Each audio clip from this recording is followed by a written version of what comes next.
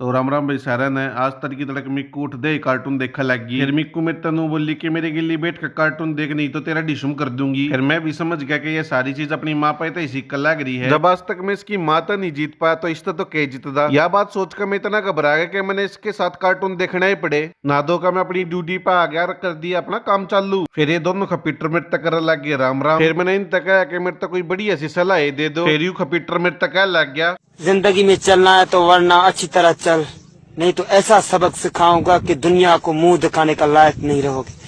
ये मेरा एरिया है और एरिया में कोई भी इंटरेस्ट नहीं करना।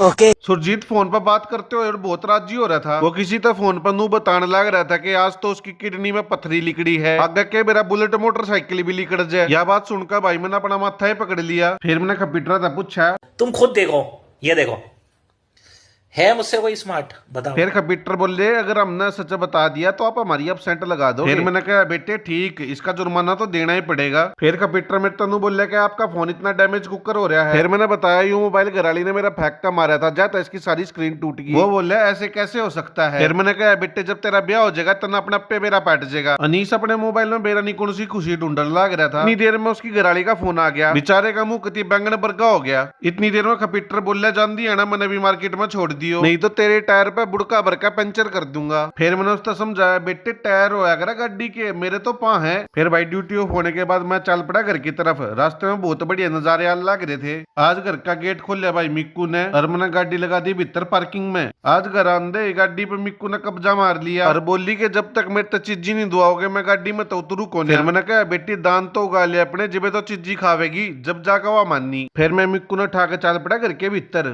जाकर देखा तो मम्मी जाप करने लग रही थी। कमरे में बढ़ते ही मिक्कू ने गाड़ी की चाबी खोसी और बोली बता आज तने कितनी छोरी था बात करी। वह बोली कि मम्मी ने मेरे तनु कह रखा अगर तने इस बात का पता लगा लिया तो 1 कटोरी दूध एक्स्ट्रा मिलेगा। फिर बड़ी मुश्किल से 1 पैकेट सेरेलैक में हमारी डील डन हुई कि वह अपनी माँ तक कुछ नहीं बतावेगी। फिर रात ना भाई रोटी पानी खा के मैंने करी मिक्कू के लिए थोड़ी देर मस्ती। मिक्कू इन छोटी छोटी मस्तियां में बहुत राजी रहा है। तो दोस्तों मिलते हैं अगली वीडियो में, तब तक सब नया राम राम।